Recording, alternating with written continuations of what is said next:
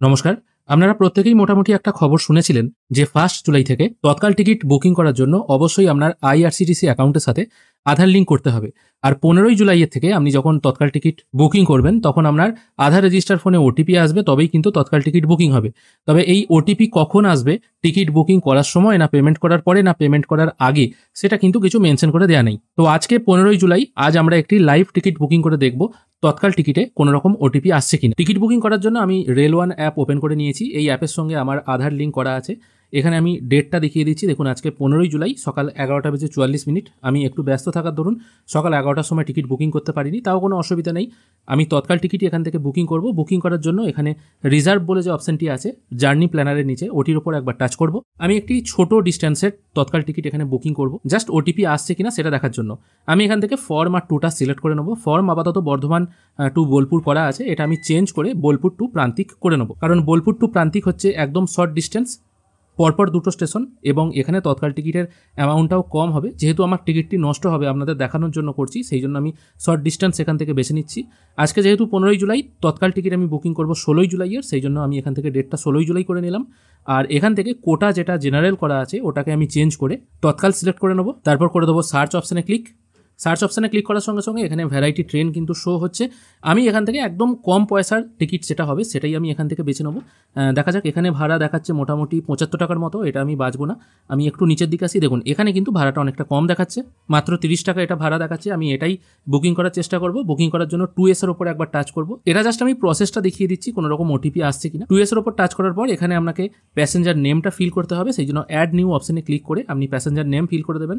যদি আপনার master list আগে থেকে বানানো থাকে তাহলে আপনি এখান থেকে মাস্টার লিস্ট অনুযায়ী নাম দিতে পারবেন। আমি আপাতত এখানে মেল সিলেক্ট করছি, এখানে একটি ডেমো নাম দিয়ে দিচ্ছি, একটা ডেমো এজ, সবকিছু দিয়ে অ্যাড প্যাসেঞ্জার অপশানে ক্লিক করছি। প্যাসেঞ্জার নেম অ্যাড হয়ে যাওয়ার পর আমি কোনো অপশানে এখানে হাত দিচ্ছি না, পেজটিকে জাস্ট একটু স্ক্রোল করে ওপরের দিকে নিয়ে যাব। ট্রাভেল ইন্স্যুরেন্স আমি নিচ্ছি না। তারপর রিভিউ জার্নি ডিটেল এই অপশানটায় ক্লিক করব। এরপর এখানে ফিল করতে হবে ক্যাপচা। এখানে যে ক্যাপচাটি লেখা আছে ওটা ওখানে ফিল করে বুক নাও অপশানে ক্লিক করবেন। ভাড়া এখানে দেখাচ্ছে 41 টাকা 80 পয়সা। আমার আর ওয়ালেটে অলরেডি টাকা আছে, সেই জন্য আমি আর ওয়ালেট থেকেই পেমেন্ট করবো। আপনারা চাইলে ইউপিআই এর মাধ্যমেও পেমেন্ট করতে পারেন। আমি আর ওয়ালেট সিলেক্ট করে পে ইউজিং আর ওয়ালেট এটা করছি। দেখুন, এখানে পেমেন্ট প্রসেস হচ্ছে। আর ওয়ালেটে টাকা থাকলে আপনার পেমেন্টটা কিন্তু একটু দ্রুত হয় তৎকাল টিকিট বুকিং করার ক্ষেত্রে।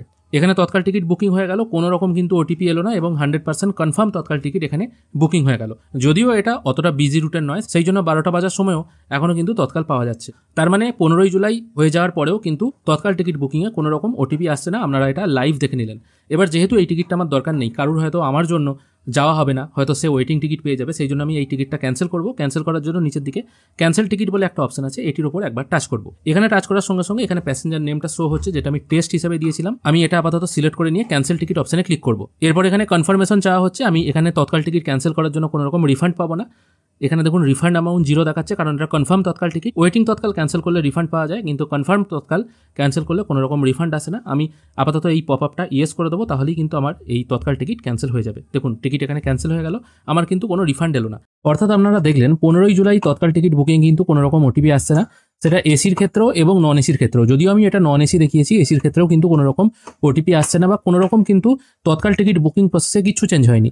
15ই জুলাই থেকেই কিন্তু চেঞ্জ হওয়ার কথা ছিল, কিন্তু এটা ভবিষ্যতে চেঞ্জ হবে কিনা বা 16ই জুলাই থেকে চেঞ্জ হবে কিনা সেটা এখনো পর্যন্ত বোঝা যাচ্ছে না। রেলের তরফ থেকেও কিন্তু কোনো রকম ইনফরমেশন বা লেটেস্ট আপডেট কিছু দেওয়া হয়নি যে এই আধার ওটিপিটা ঠিক কবে থেকে আসবে। 15ই জুলাই যেহেতু একটা গুঞ্জন শোনা যাচ্ছিল, সেই জন্য আমি লাইভ টেস্ট করে দেখালাম। তবে যেদিন থেকে আধার ওটিপির মাধ্যমে বুকিং শুরু হবে সেদিন কিন্তু আপনাদের জন্য আমি আবার এরকম লাইভ ভিডিও করে দেখিয়ে দেবো। আশা করি আপনাদের এই ভিডিওটি ভালো লেগেছে। ভিডিও দেখার জন্য অসংখ্য ধন্যবাদ। ভালো থাকবেন।